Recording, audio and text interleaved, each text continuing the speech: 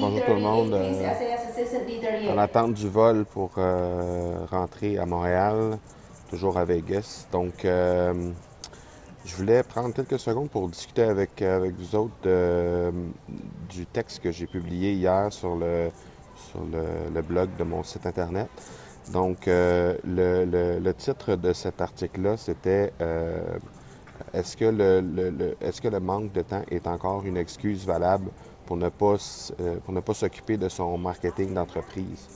Donc, dans cet article-là, je donne quelques conseils sur la façon de s'occuper de son blog de la bonne façon, la façon de créer du contenu pour faire en sorte que, justement, on n'ait pas à mettre une vingtaine d'heures ou une trentaine d'heures par semaine dans dans ça pour être capable d'avoir des résultats qui sont quand même très intéressants. Donc, en réalité, il y a des façons faciles de créer du contenu, puis par la suite de relancer ce contenu-là un peu partout sur les plateformes sur lesquelles on est présent. Donc, c'est juste de vérifier convenablement ce qui doit être fait, là, puis avec quoi vous êtes le plus à l'aise pour commencer. Puis par la suite, là, ça devrait en principe se faire assez facilement.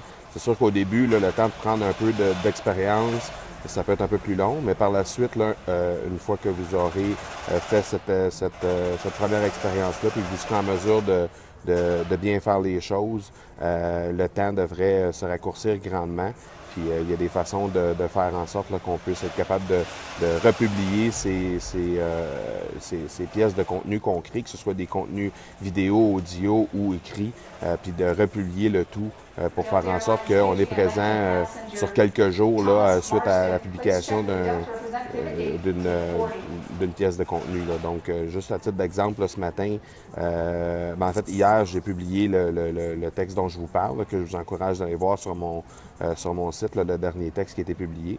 Et par la suite, là, hier, il a été relancé sur LinkedIn pour aller chercher un petit peu l'audience que j'ai sur LinkedIn, qui est quand même un bassin assez intéressant de clients potentiels pour moi. Et par la suite, là, ce matin, dans mon attente à l'aéroport, j'ai relancé certains groupes sur Facebook, des groupes également sur LinkedIn pour republier cet article-là. Et j'ai repris le même article pour le republier sur mon profil de Medium. Donc, je vais faire la même chose demain. J'ai quelques groupes que je vais relancer encore demain, que ce soit sur Facebook ou sur LinkedIn. Et ce que je suis en train de faire en ce moment, donc Facebook Live, pour relancer également cette audience qu'il y a sur ma page Facebook. Donc, tout ceci mis ensemble, ça fait en sorte qu'on va toucher une audience un peu plus grande. On a la possibilité, on ne sait jamais là, le moment où on aura la possibilité d'avoir quelqu'un qui va relancer ces articles-là, qui va les publier à travers son réseau et faire en sorte que ça va devenir viral. Donc, l'idée, c'est d'être présent pour le plus grand nombre de personnes possible et en touchant là, les différentes plateformes qu'on a choisies préalablement pour toucher notre clientèle cible. Donc, choisissez les plateformes qui correspondent aux endroits où vos clients, vos prospects peuvent être présents. Et puis par la suite, là, quand vous aurez créé votre pièce de contenu, vous allez simplement republier sur ces plateformes-là pour être capable d'aller chercher le maximum possible de gens qui pourraient être potentiellement intéressés par le contenu que vous créez.